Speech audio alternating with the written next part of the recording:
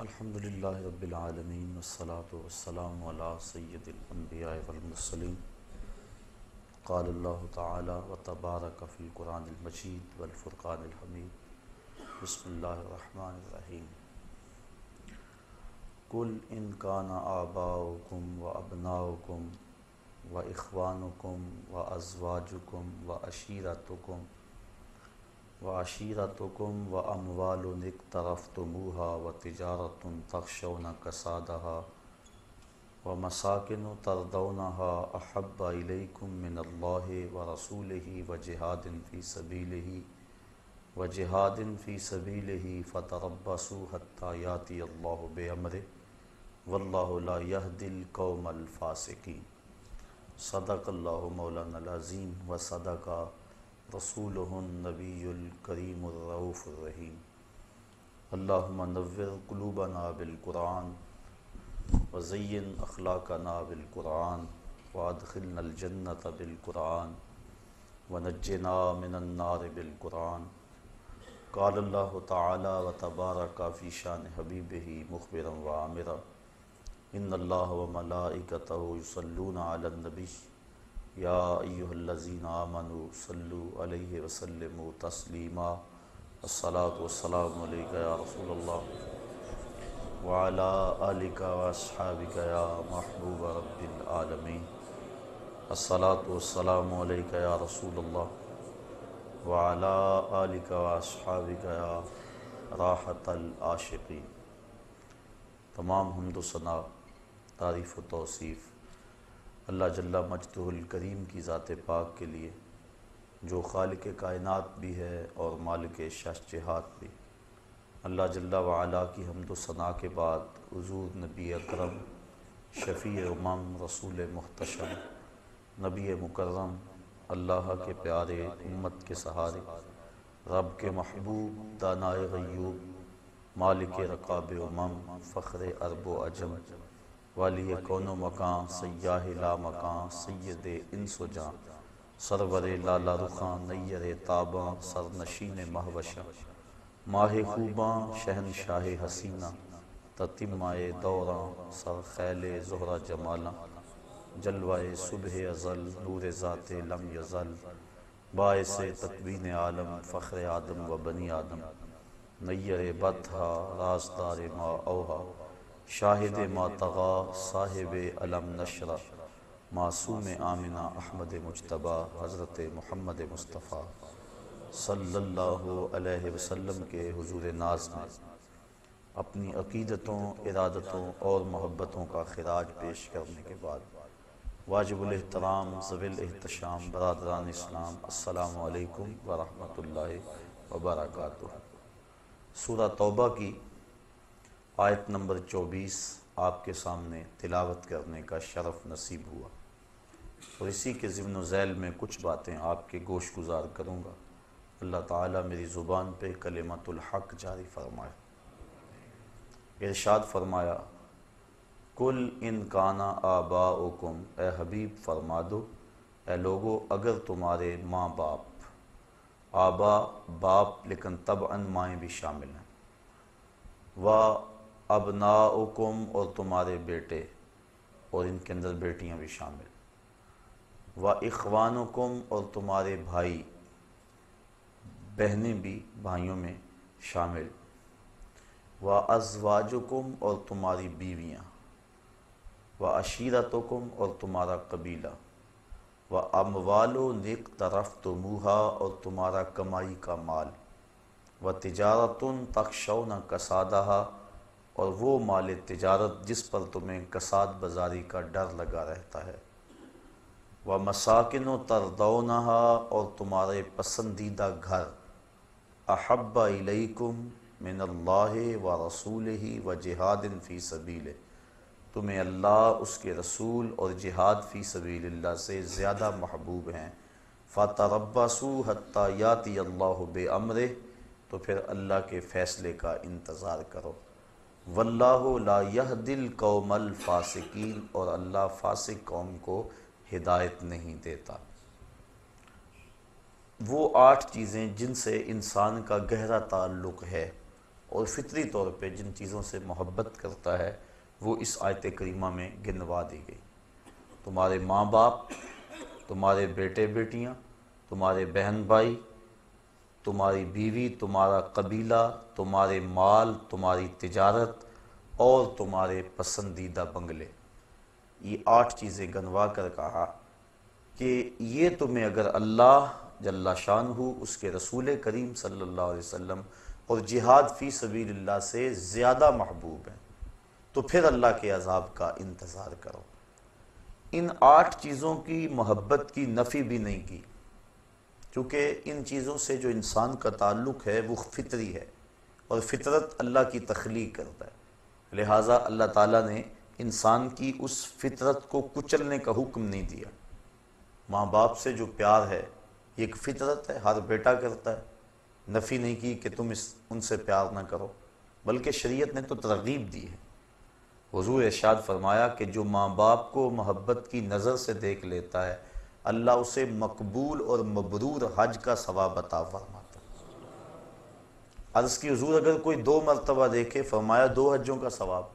عرض کی حضور اگر کوئی 100 مرتبہ دیکھے، تو آقا کریم نے اس کو بھی وہی بشارت دی، بندے دیکھتے تھک جاتے ہیں، اللہ ثواب دیتا تو نہیں تھکتا۔ تو والدین کے چہرے کو محبت کی نظر سے دیکھنا یہ مبرور حج کا ثواب ہوتا ہے، اور انسان کو اس پہ اجر دیا گیا ہے۔ والدین کی خدمت کو ترجیحی بنیادوں پہ بیان فرمایا گیا۔ جب ایک شخص حضور کی خدمت میں حاضر ہوا، عرض کی حضور میں جہاد پہ جانا چاہتا ہوں، تو آقا کریم نے اس کو سوالن ارشاد فرمایا، احی والدا کا، کیا تیرے والدین زندہ ہیں؟ قال نعم، عرض کی ہاں حضور زندہ ہیں۔ قال ففیہما فجاہد، کہا ان کی خدمت کر، یہ تیرا جہاد ہے۔ تو جب ماں باپ بوڑھے ہوں، ان کو خدمت کی ضرورت ہو، تو اس وقت ان کی خدمت ہی بہت بڑی نیکی اور بہت بڑا ثواب ہے۔ ماں باپ بیماری میں تڑپ رہے ہیں اور بیٹا جہاد کرنے جا رہا ہے، شریعت نے حوصلہ شکنی کی ہے۔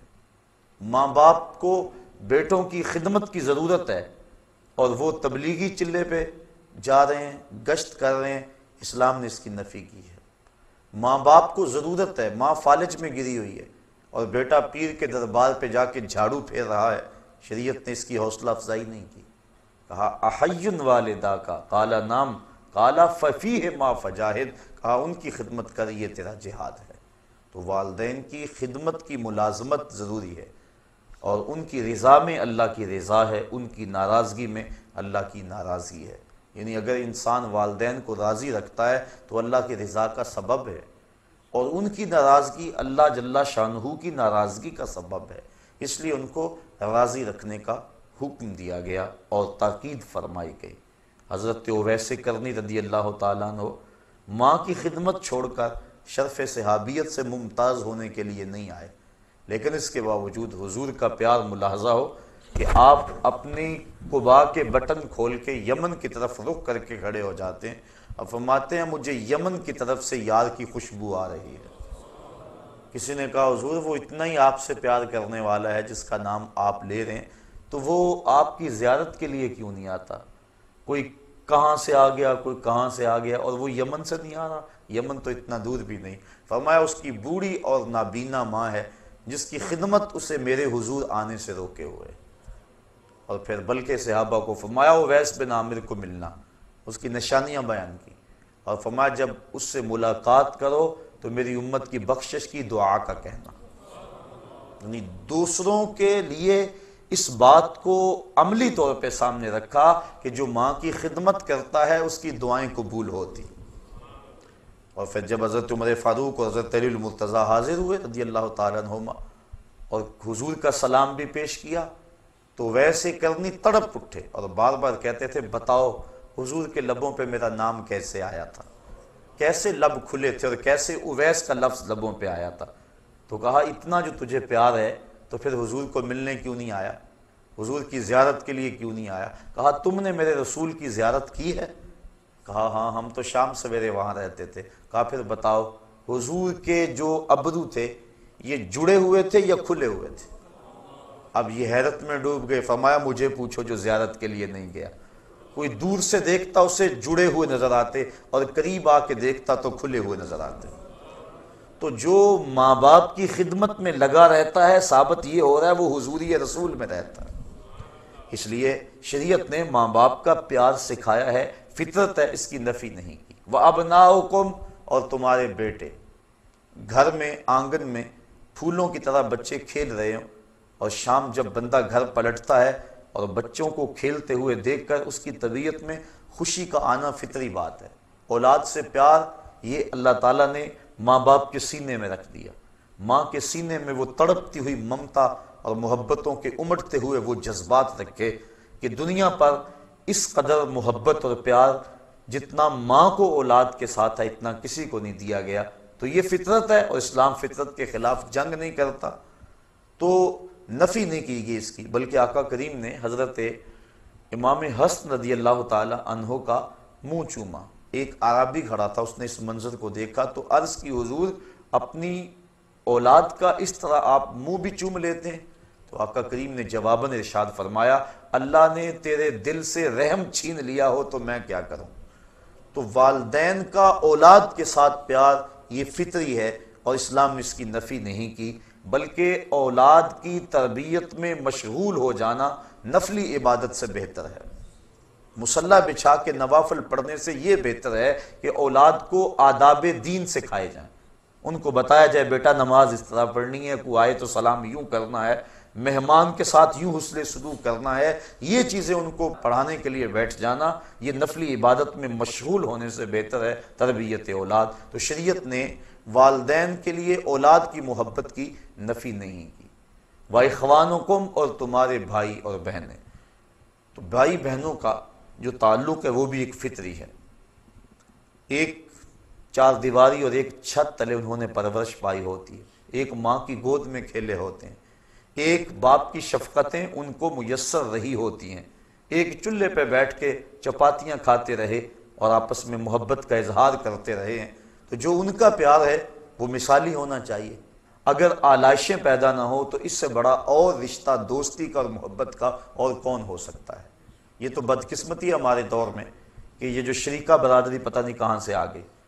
یہ شریک کا حالانکہ مفہوم یہ نہیں تھا جو ہم نے بنا لی ہے، شریک شرکت سے نکلا ہے، اور شریک کا معنی ہے جو وراثت میں شریک ہے، جو دکھوں غموں اور پریشانیوں میں شریک ہے، جو ہر معاملہ زندگی میں ایک دوسرے کے شریک ہیں، شرکت کرنے والے ہیں، ان کو شریک کہتے ہیں۔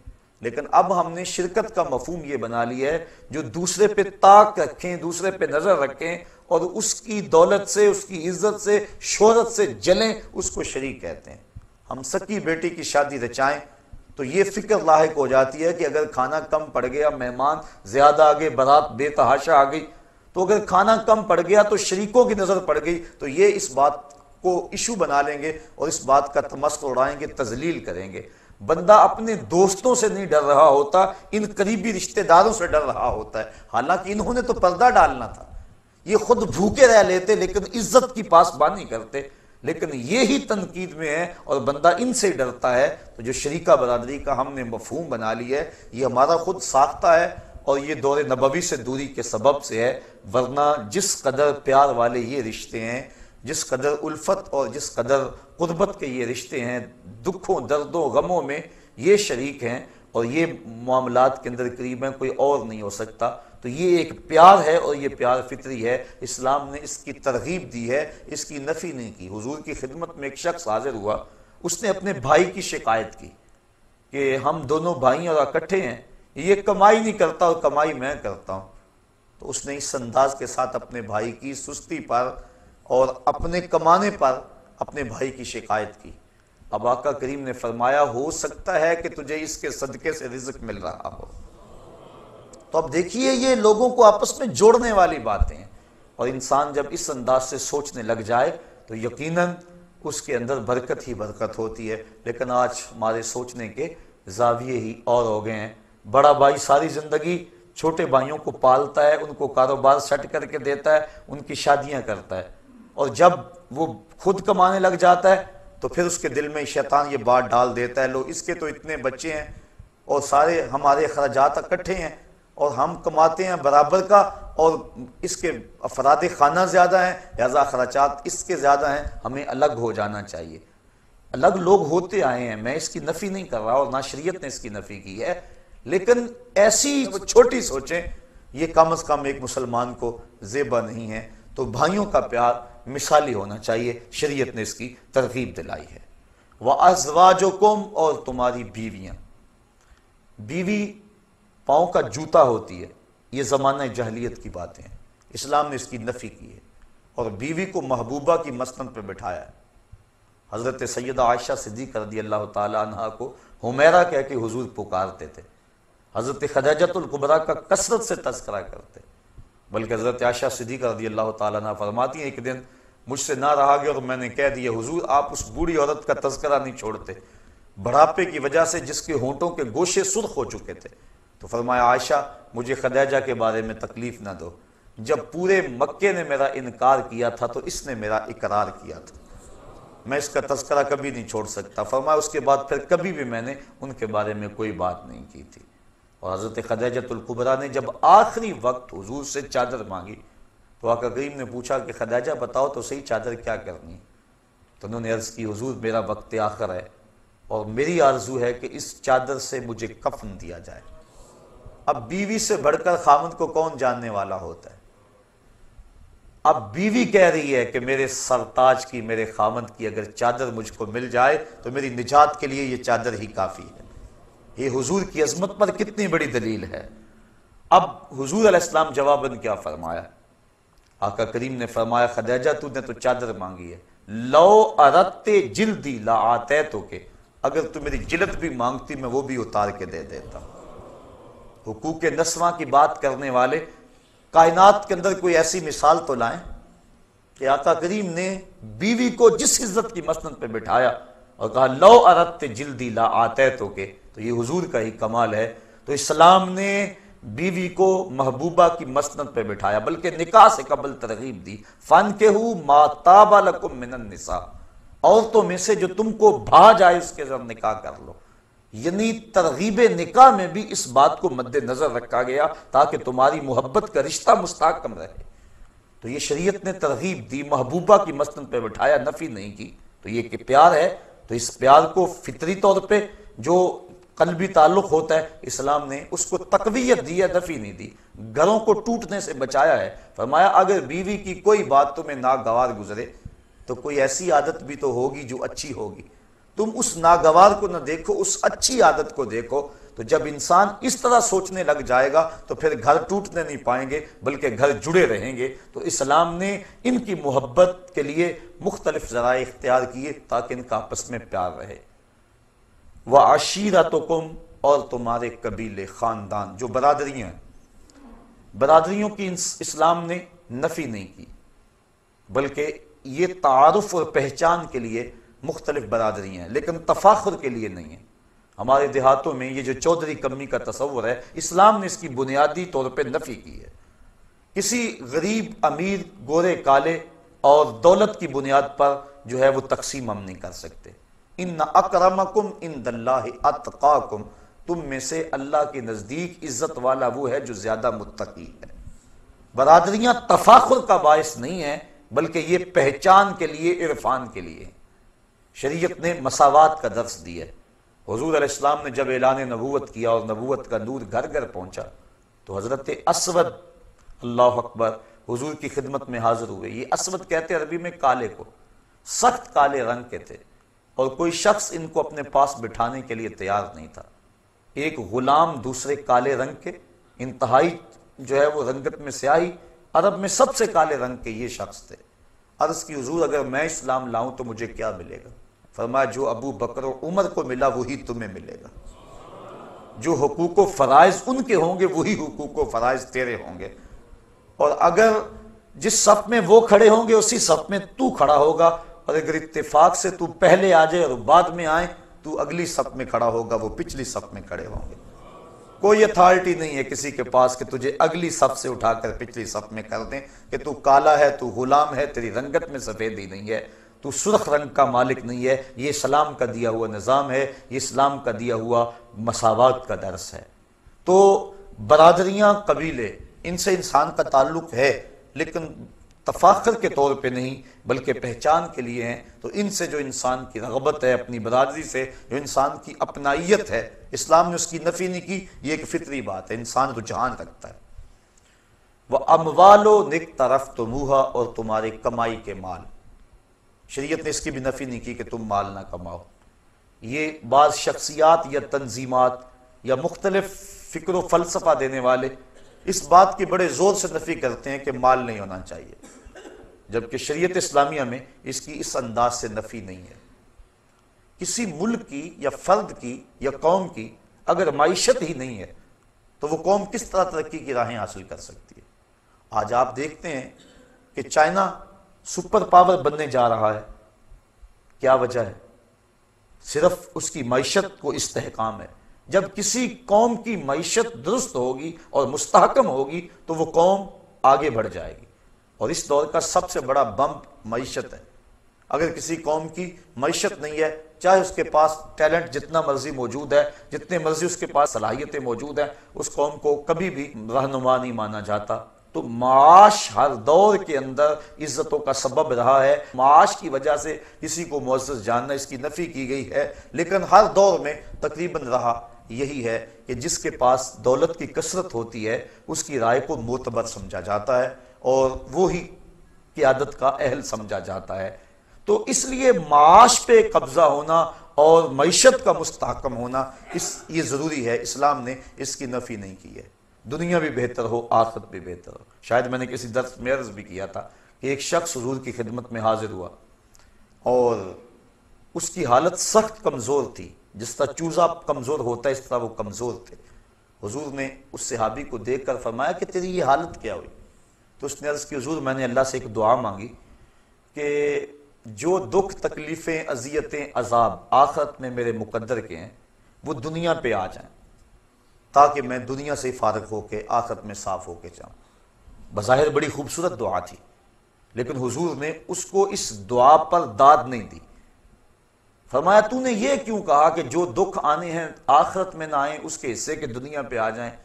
فرمایا تو نے یہ کیوں نہیں کہا ربنا آتنا فی الدنیا حسنۃ وفی الآخرۃ حسنۃ، اے اللہ مجھے دنیا میں بھی بہتریاں دے دے، آخرت میں بھی بہتریاں دے دے۔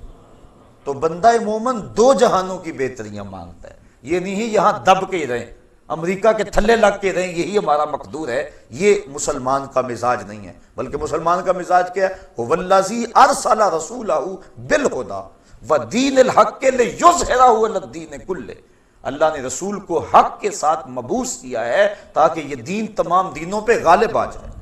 غلبہ اسلام یہ ہمارا خواب ہے، اور اس کی تعبیر کے لیے ہم نے حالات کے مطابق ہر ذریعے کو جو شریعت کے کسی ضابطے سے نہ ٹکراتا ہو اسے اختیار کرنا ہوگا۔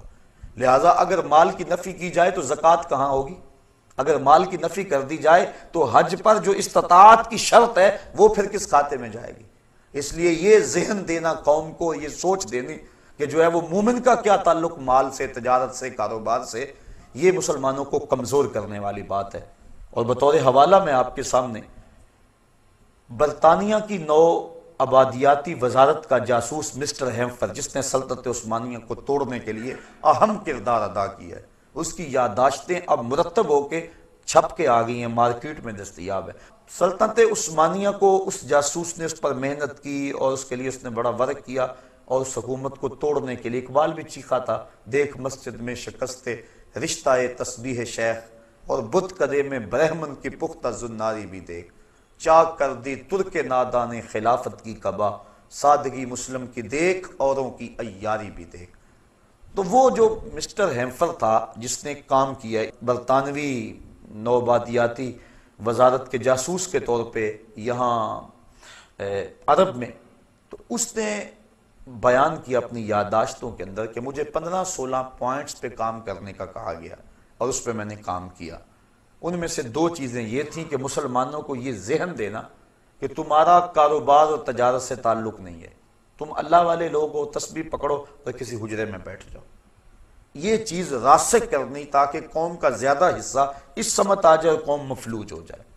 اور دوسرا یہ ذہن دینا کہ تمہارا سیاست سے تعلق نہیں ہے، اور سیاست کو دین سے الگ کر کے پیش کیا جائے، تاکہ جو علماء اور مشائخ کا طبقہ ہے، جو قائدین ہیں، اور وہ اس سے دستبردار ہو جائیں اور قوم سیاست سے الگ تھلگ ہو جائے، اور ان لوگوں کے ہاتھ میں سیاست رہے کہ جو مذہبی حمیت اور غیرت نہیں رکھتی، تو نتیجتاً ان سے حکومت چھیننا اور ان کے اوپر جو یلغار ہم کرنا چاہ رہے ہیں وہ ان کے اوپر آسان ہو جائے۔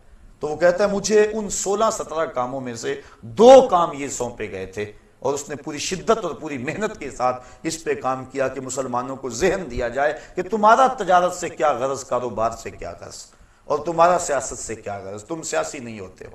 آج بھی ہم میں سے کئی لوگ ہیں جو کہتے ہیں ہم غیر سیاسی ہیں۔ مسلمان قدم قدم پہ سیاسی ہے، وہ سوچتا ہے عالم اسلام کے فروغ کے لیے، عالم اسلام کی بقا کے لیے، عالم اسلام کو تمام ادیان پہ غالب کرنے کے لیے، دین اسلام کو وہ منصوبہ بندی کرتا ہے، اور یہ اس کی سیاست ہے۔ سیاست مدن ہو، تدبیر منزل ہو، یا کہ جو ہے وہ ملکی لیول یا عالمی لیول کی سیاست ہو، اس کا ذہن ہوتا ہے عملی طور پہ یہ الیکشن لڑنا، اور یہ جو ہے وہ الیکشن بازی، ہم تو اسے سیاست سمجھ لیا ہے۔ یہ نہیں ہے، بلکہ انسان کی سوچ وسیع ہونی چاہیے، اور اس کا یہ ذہن اور اس کی سوچ ہونی چاہیے کہ میں نے پورے نظام کو بدل کے کوشش کر کے اسلامی انقلاب ہے اس کی راہ ہموار کرنی ہے، اور اگر اس کی یہ سوچ ہوگی تو نتیجتاً اس کے فوائد اس کو بھی نصیب ہوں گے اور امت کو بھی نصیب ہوں گے۔ تو یہ ذہن دینا کہ مسلمانوں کو غرض نہیں ہے، اسلام نے اس کی کوئی ترغیب نہیں دی۔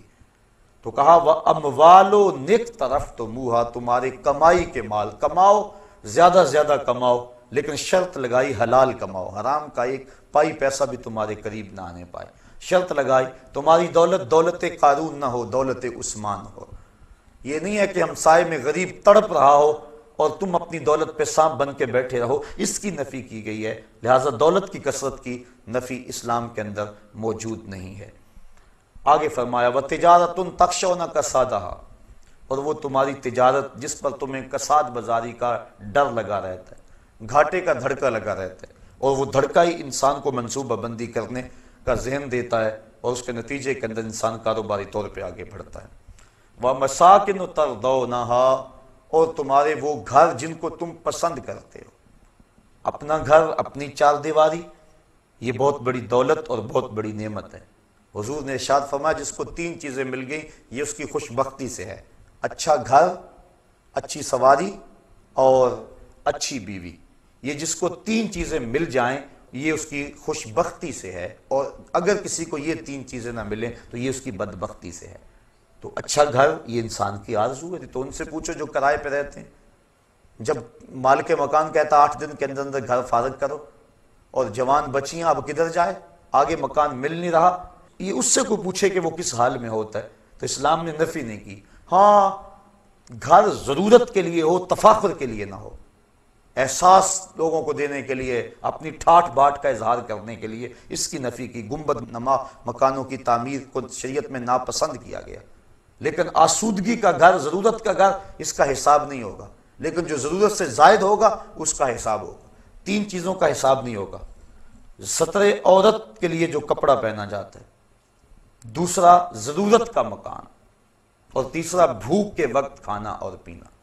ان 3 چیزوں کا قیامت کے دن حساب نہیں ہوگا۔ اس کے علاوہ ثم لتسألن یومئذ عن النعیم، ہر نعمت کے بارے میں بندے سے پوچھا جائے گا اور اس سے سوال کیا جائے گا۔ اس لیے ہم اپنی جو ضرورت ہے اس کو پورا کر لیں، نہ یہ ہے کہ ہم ظاہر ٹھاٹ باٹ کے لیے جو ہے وہ حدود بھی پھلانگ جائیں تو قیامت کے دن پھر اس کے حساب میں جکڑے جائیں۔ حضرت غوث اعظم نے جو مکان کے حوالے سے بات کہی ہے وہ اس طرح کے مکان کے بارے میں کہی ہے۔ فرمایا مکان بنا رہا ہے، بسیں گے اور حساب تو دے گا۔ تو شریعت نے جو ہے وہ مکان کی نفی نہیں کی، اس کے انداز کی نفی کی۔ حضور نے خود حجرات تعمیر کیے تھے ازواج کے لیے، لیکن وہ اتنے اونچے نہیں تھے، بلکہ زمین پہ کھڑے ہو کے ان کی چھت کو ہاتھ لگ جاتا تھا۔ تو شریعت نے اس کی نفی نہیں کی مکان کی، اس کے انداز کی نفی ہے۔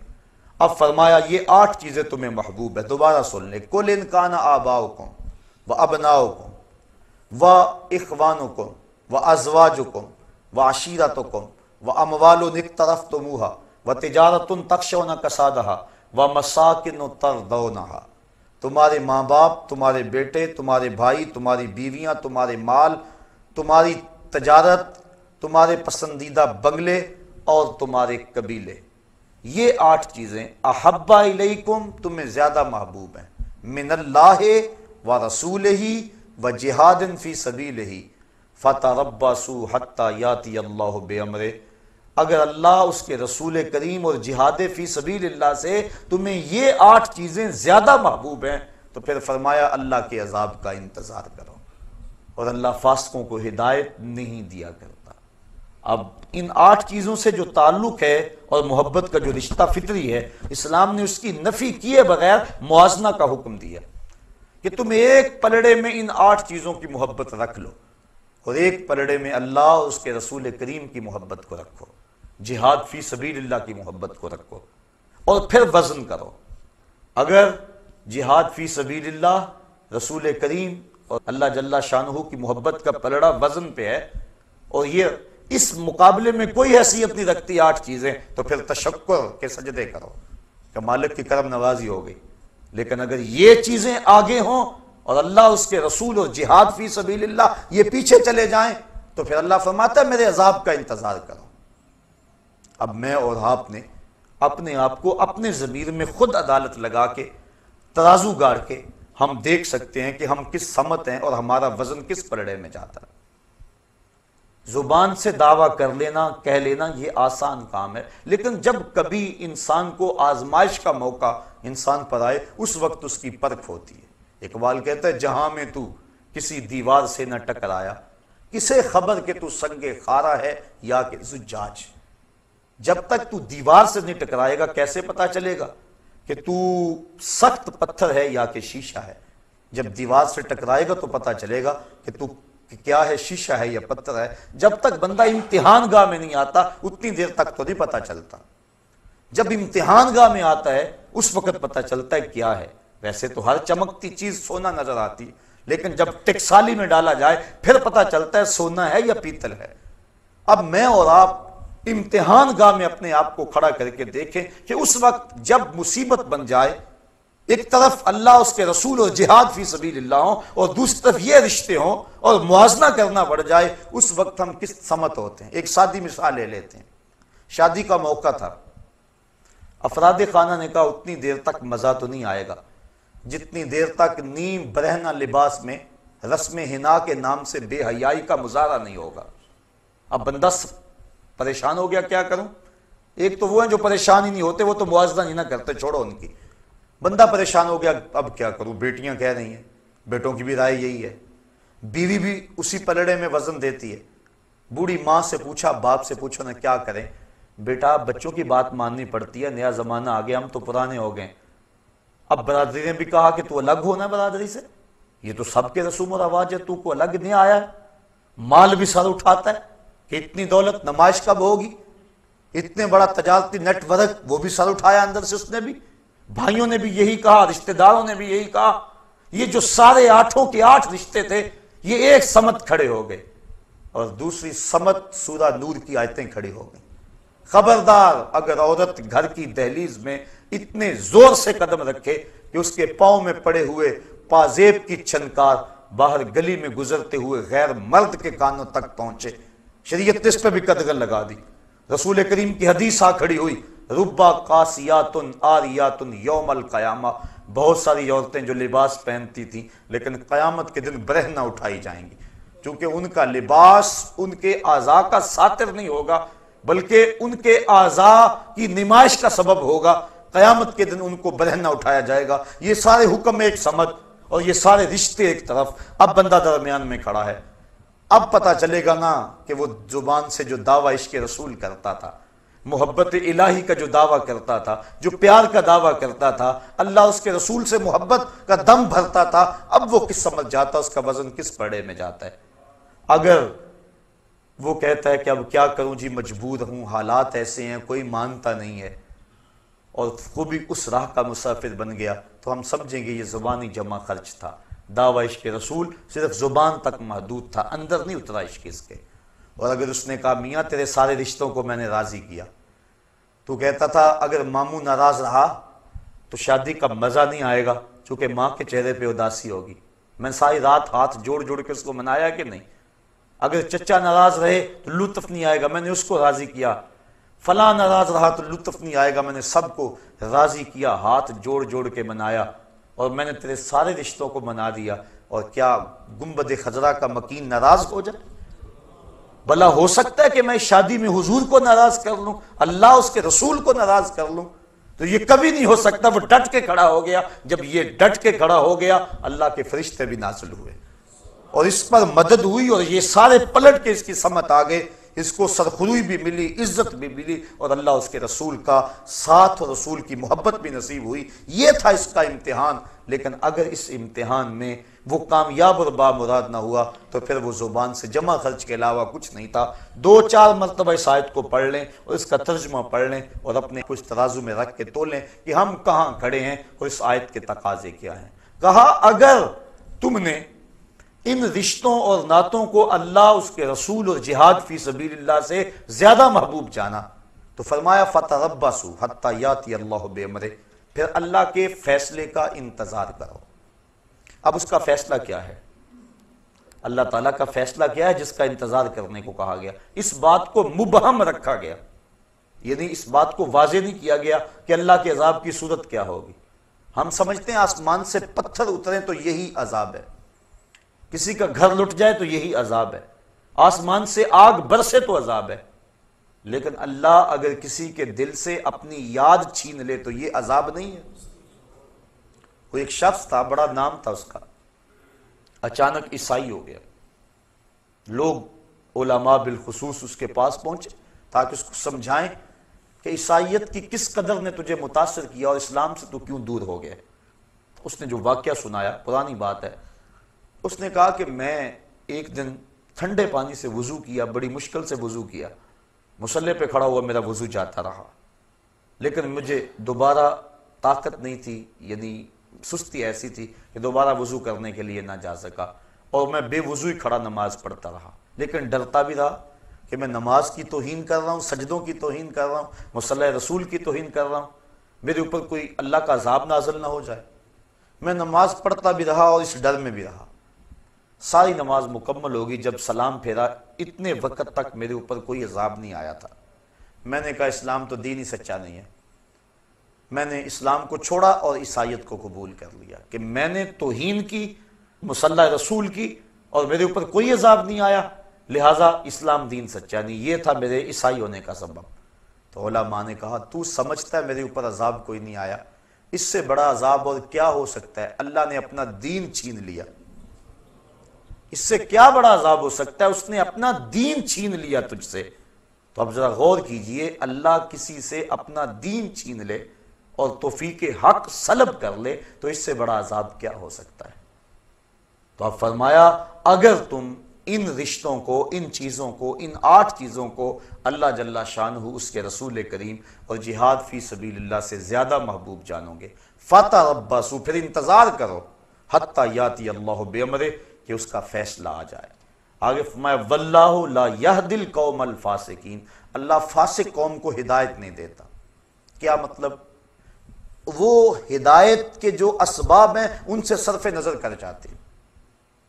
مجھے بڑی اچھی طرح یاد ہے، ہم بچے تھے بالکل، اپنے اساتذہ کے ہمراہ کہیں پیدل سفر پہ جا رہے تھے، راستے میں یہ جو بٹن ہوتے ہیں ان کی ایک پلاسٹک کی تھیلی ملی، ایک طالب علم نے شوق سے، خوشی سے کہ مجھے گمگشتہ چیز ملی، اٹھائی، اور استاد جی یہ دیکھو بٹن ملے ہیں۔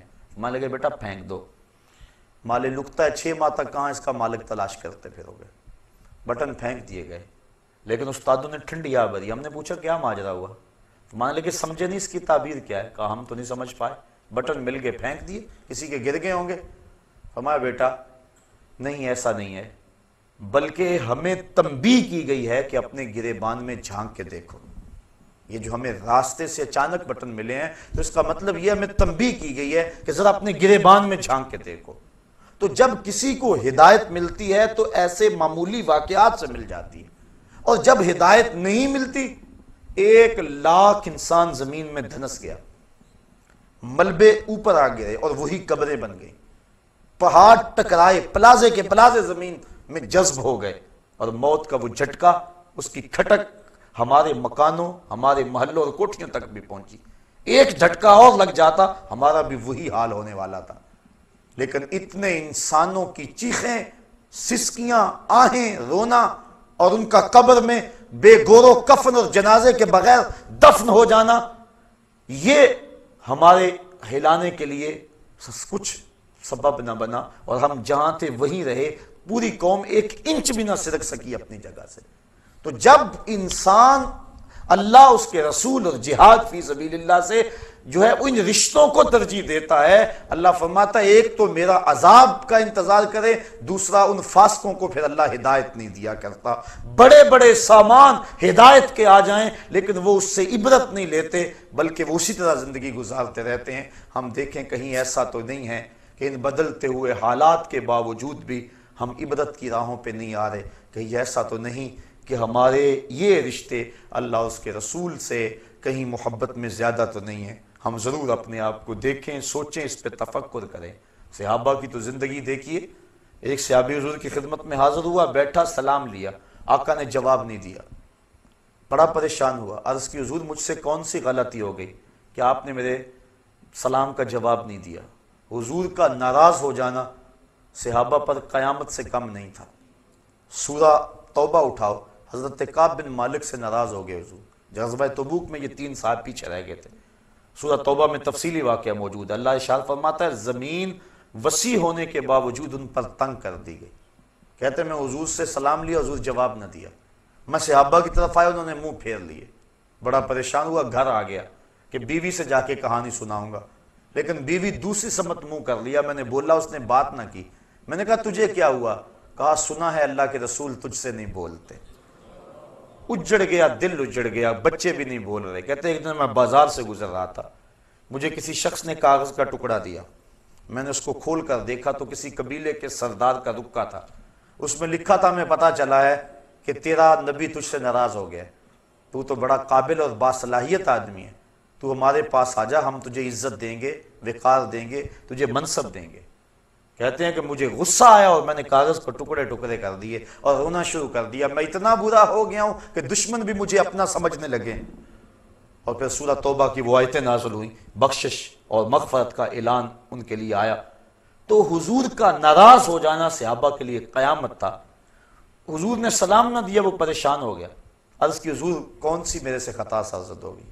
آقا نے اس کے ہاتھ کی طرف اشارہ کیا، سونے کی انگوٹھی پہنی تھی، اس نے اتار کے پھینک دیا، چونکہ ان الذھب والفضۃ حرام لذکور امتی، سونا اور چاندی میری امت کے مردوں کے لیے جائز نہیں ہے، عورتوں کے لیے یہ دونوں دھاتیں جائز ہیں، اور مردوں کے لیے صرف 4.5 ماشے سے چاہے رتی بھر کام ہو، پورے 4.5 ماشے نہ ہو، چاندی کی 1 انگوٹھی مرد کے لیے جائز ہے، اس کے علاوہ سونا چاندی کسی صورت میں بھی مرد کے لیے جائز نہیں ہے، منع کر دیا گیا، روک دیا گیا۔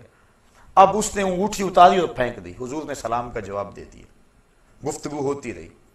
جب لوگ اٹھ کے جانے لگے، یہ بھی اٹھ کے چل دیا، کسی نے کہا جناب انگوٹھی تو اٹھا لو، قیمتی ہے، سونے کی ہے، تم نہ پہننا، بیوی کو دے دینا، وہ اس کے لیے تو جائز ہے۔ کہا جس انگوٹھی پہ میرے آقا کی ناپسندیدگی کی نگاہ پڑ گئی ہے، میں اس کو اب کبھی بھی نہیں اٹھا سکتا، جس کو حضور نے ناپسندیدگی سے دیکھ لیا ہے اب وہ میرے کام کی نہیں رہی۔ یہ تھا ان کا پیار اور یہ تھی ان کی محبت۔ مدینے کی گلی سے گزر رہے ہیں، ایک گنبد نما مکان بن رہا تھا بہت اونچا، کہا کس کا ہے؟ کہا فلاں انصاری کا ہے۔ زبان سے کچھ نہیں کہا، چہرے پہ ناگواری کے آثار ظاہر ہوئے۔ کسی نے اس انصاری کو جا کے بتا دیا، 2 4 5 دن بعد دوبارہ گزرے، دیکھا کہ وہاں مکان نہیں تھا۔ کہا میاں کل پرسوں یہاں ایک مکان ہوا کرتا تھا، کہا حضور وہ تو گرا دیا گیا۔ بلایا انصاری کو، میاں مکان کیوں گرا دیا؟ کہا سنا تھا آپ کو پسند نہیں، بس میں اس کے اندر بود و باش اور رہائش کیسے کر سکتا تھا جو آپ کو پسند نہیں ہے۔ اب دیکھ لیجئے یہ ہے ان کی محبت کہ حضور کی رضا کو کتنی اہمیت دیتے ہیں اور حضور کی ناراضگی سے کتنا ڈرتے ہیں۔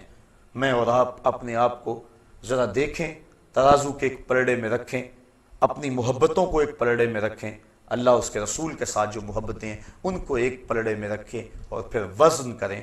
اور اس آیت کو سورہ توبہ کی آیت نمبر 24 ہے، کسی بھی مترجم کا ترجمہ پڑھ کے دیکھ لیں اور دیکھیں کہ قرآن کیا کہہ رہا ہے۔ ترجمہ پھر سن لیں، قُلْ إِنْ كَانَ آبَاؤُكُمْ، حبیب فرما دو اگر تمہارے ماں باپ وَأَبْنَاؤُكُمْ تمہارے بیٹے، وَإِخْوَانُكُمْ تمہارے بھائی، وَأَزْوَاجُكُمْ تمہاری بیویاں، وَعَشِيرَتُكُمْ تمہارے قبیلے، وَأَمْوَالٌ اقْتَرَفْتُمُوهَا تمہاری کمائی کے مال، وَتِجَارَةٌ تَخْشَوْنَ كَسَادَهَا اور تمہاری وہ تجارت جس پر کساد بازاری کا ڈر لگا رہتا ہے، وَمَسَاكِنُ تَرْضَوْنَهَا اور تمہارے پسندیدہ گھر، احب الیکم تمہیں زیادہ محبوب ہیں، من اللہ ورسولہ وجہاد فی سبیلہ اللہ اس کے رسول اور جہاد فی سبیل اللہ سے، فتربصوا تو پھر انتظار کرو، حتی یاتی اللہ بامرہ کہ اللہ کا فیصلہ آ جائے، واللہ لا یہدی القوم الفاسقین اور اللہ فاسق قوم کو ہدایت